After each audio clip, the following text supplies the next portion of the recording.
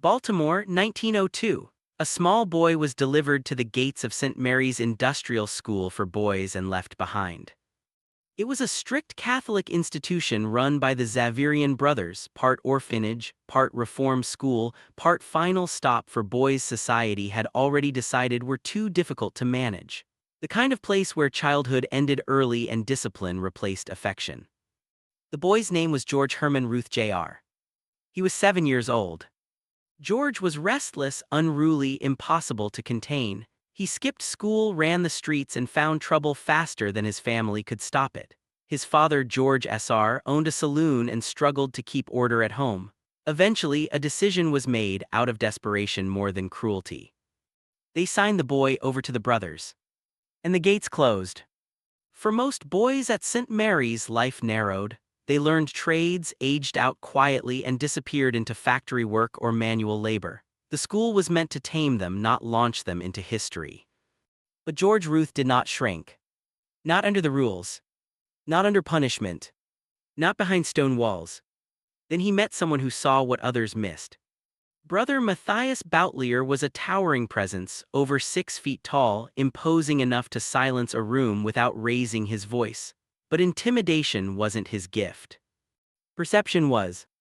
When Brother Matthias watched Ruth play baseball, he didn't see a delinquent. He saw raw, unshaped power, a natural left-handed arm, a fearless swing, timing that felt instinctive, strength that made no sense for a boy meant to be corrected.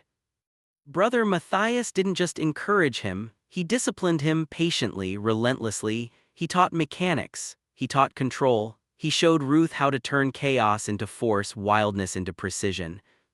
Ruth lived at St. Mary's for years, sometimes leaving, sometimes returning until it became permanent after his mother died in 1912.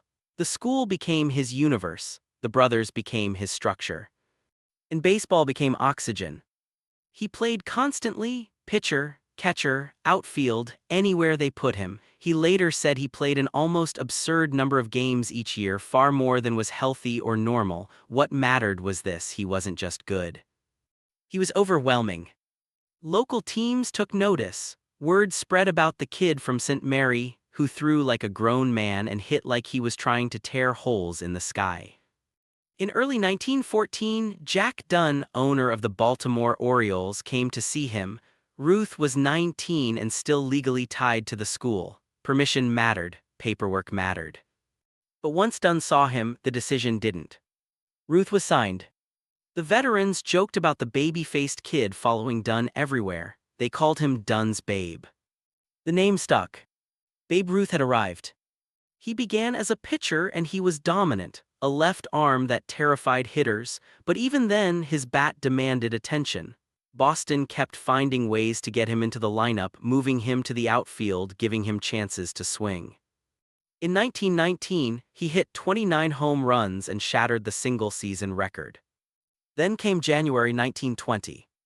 The Boston Red Sox sold Ruth to the New York Yankees, a deal that would become legend and superstition, known forever as the Curse of the Bambino. Ruth didn't just succeed in New York. He detonated. 54 home runs in 1920, 59 in 1921, 60 in 1927, a number that became mythology. He didn't just break records, he redefined the sport.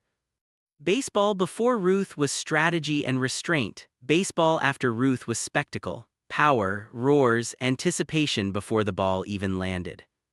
They built a stadium people called the house that Ruth built, because everyone knew why the seats were full.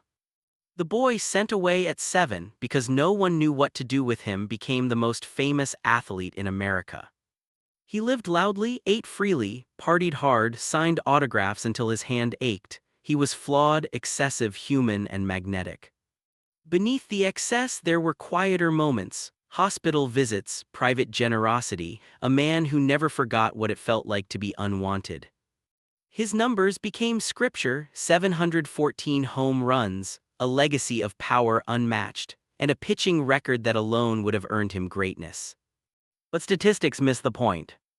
After the 1919 Black Sox scandal nearly shattered public trust in baseball, Babe Ruth gave the game something it desperately needed: joy. He made it thrilling again, worth believing in. And it all traces back to 1902. To a problem child sent behind walls. To a brother who saw potential instead of failure. They locked him up to fix him,